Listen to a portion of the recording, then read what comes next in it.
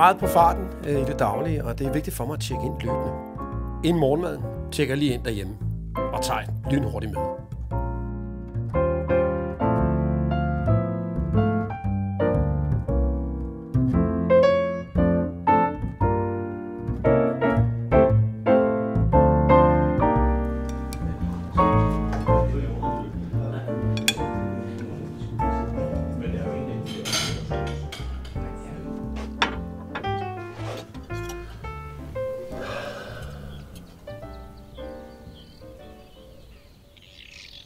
Sådan en dag som i dag.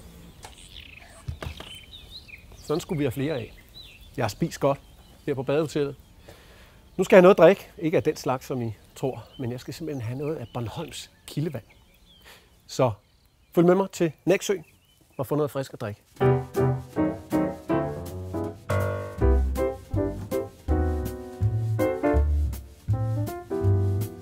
Hej Bent. Hej Christian, og velkommen til Bornholms kildevand. Jamen, det er jo ikke det, der står heroppe. Nej, det står jo godt nok vandværket. Men, der står Nexø Vandværk. Ja, det gør det. Det er jo også tidligere Nexø Vandværk. Og det er vi jo sådan også lidt stolte af, at det er et rigtigt vandværk, vi har. Jamen, jeg kan jo høre noget, der klirrer. Ja. Det virker som om, at det fantastiske vand, du har, det går på glasflasker. Og ikke det plastik. Gør det. Det er kun glasflasker. Og det er jo fordi, vi gerne vil lave fordi vi laver et high-end produkt, beregnet til restauranter, hoteller og så videre. Så derfor så er der ikke noget plastik her. Men når du kalder det et high-end produkt, jeg har jo blevet briefet på, at du laver vaskeægte vand. Du pumper det op. Det er vaskeægte. Ja, det gør vi. Der ligger en boring herude, cirka 70 meter ude. Det er boring 7. Det er den døbt. Okay. Og altså fra tidligere, fra dengang vandværket havde den.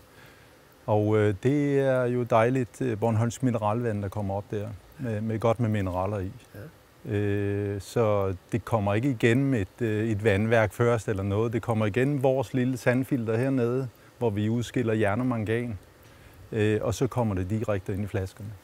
Så mange arbejdspladser har I skabt her siden 2015? Jamen lige nu er vi 3 fuldtidsansatte. Ja.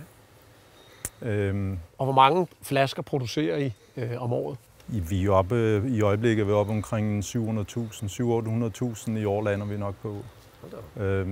Så det er gået pænt opad de sidste år. Altså efter at coronaen den ligesom lagde sig, så fik vi i gang i det, fordi lige da vi var sådan så småt kommet i gang, at toget var begyndt at rulle, der ramte corona også, og det lukkede det helt fuldstændig ned, fordi restauranter, hoteller osv.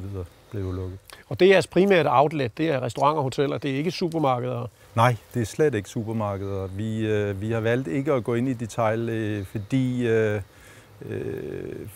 at det skal jo være et produkt, du ikke bare kan gå ned og hente hvor som helst. Vi vil gerne have, at det bliver beholdt hos restauranterne og hotellerne og andre kontormiljøer og sådan noget, der kan købe det. Nu er jeg ekstra nysgerrig. Ja. Nu kan jeg jo høre de dejlige glasflasker bag mig. Ja. Har du ikke lyst til at vise mig lidt af produktionen? Jo, det vil jeg meget gerne, så lad os gå ind og kigge på det.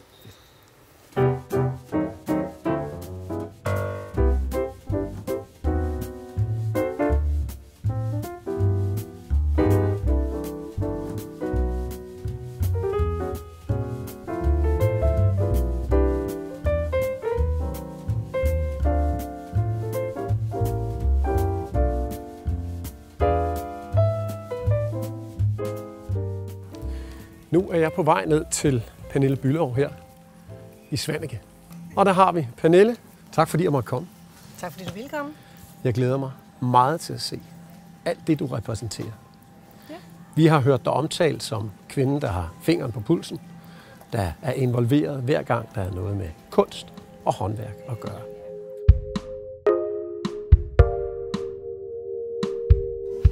Det er her, vi puster glas, og det gør vi jo også af Borsilkaten i Nexø. Men her startede jeg jo for 33 år siden eller noget af den stil. Så jeg går lige ned og lukker op for ovnen, ikke? Fantastisk.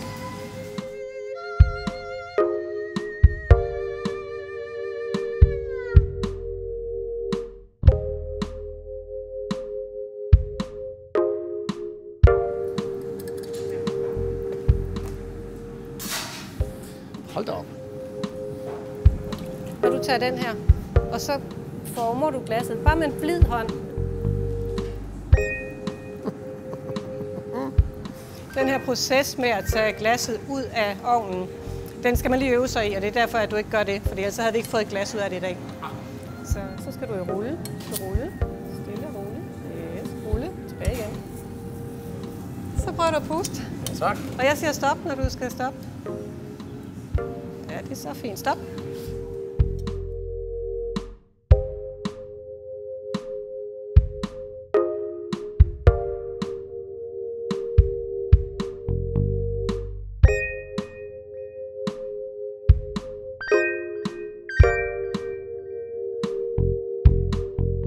Det vi går ind i den her bygning, er det troldmandens værksted på en eller anden måde? Det er det jo lidt, fordi at vi forvandler jo rent faktisk affald til nogle rigtig fine produkter. Ja. Så det er lidt. Og så lærer vi jo nyt hele tiden omkring de her materialer. Jeg startede jo det her samarbejde med Novo Nordisk for 5 år siden, hvor jeg skulle finde ud af, om jeg kunne bruge deres affald til noget. Og det er 200 tons om året. Ikke? Så udover at jeg fandt ud af, at jeg faktisk godt kunne puste i det her glas, som er noget helt andet end det, vi plejer, så fandt jeg også ud af, at man kunne smelte det sammen til plader og lave fliser og bordplader og skamler og sådan nogle ting af det. Så det har jeg brugt faktisk de sidste 5 år af mit liv på at produktudvikle sammen med mine medarbejdere. Og det er super spændende, virkelig spændende.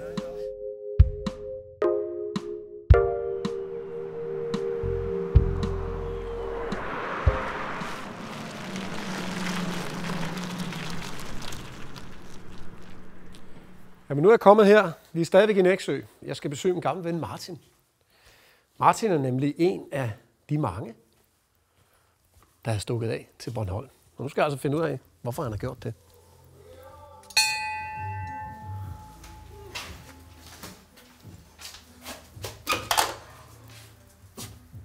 Hallo? Dag Martin! Hej Christian! Min gamle ven. Velkommen til. Tak skal du have. Godt at se dig.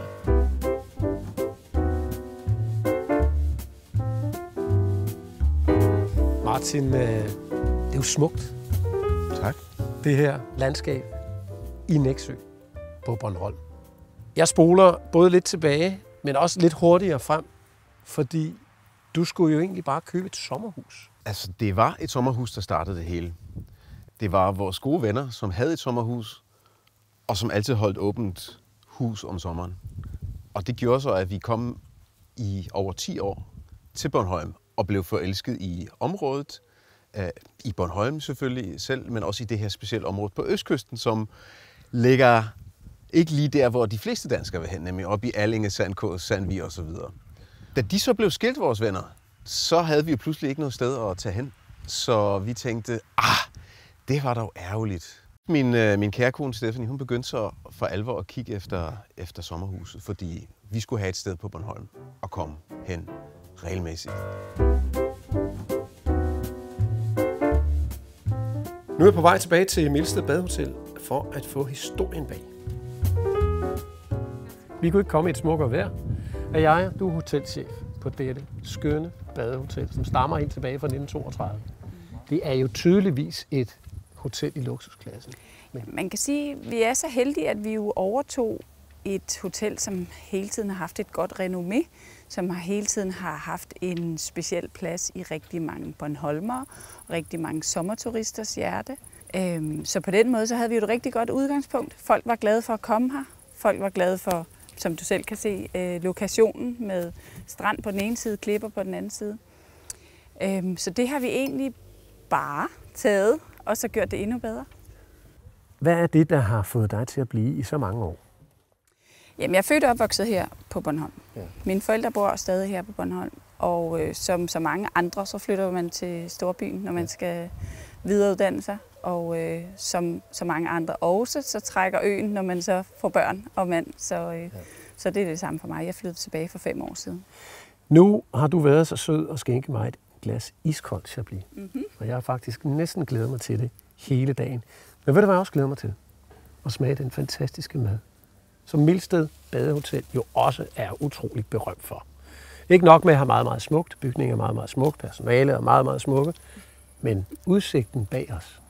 Wow. Lad os se, om maden i aften også holder den meget høje standard.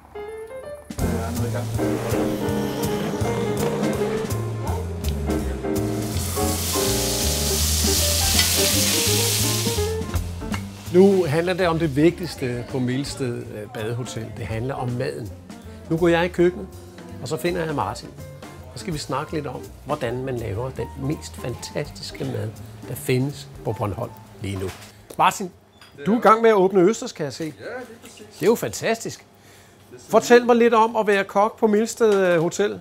Det er en fantastisk udvikling, vi har været igennem. Vi startede jo i påsken her i år, og det er bare simpelthen blevet bedre og bedre. Vi har fundet stedet og fundet ud af, hvad det kan, og sådan udvikler os hele tiden, og simpelthen gør det så skarpt, som vi overhovedet kan. Lige nu, der går det jo meget op i, for eksempel, vi har urter på stranden lige nede for her. Der er svampe over på den anden side af vejen, og så der er alle muligheder og lokale producenter, som jeg for eksempel lige kører ud om morgenstunden og henter lidt varer hos. Så lige svinger rundt om landmanden for lige at få det friske kartofler, eller hvad der nu er, givet op i jorden.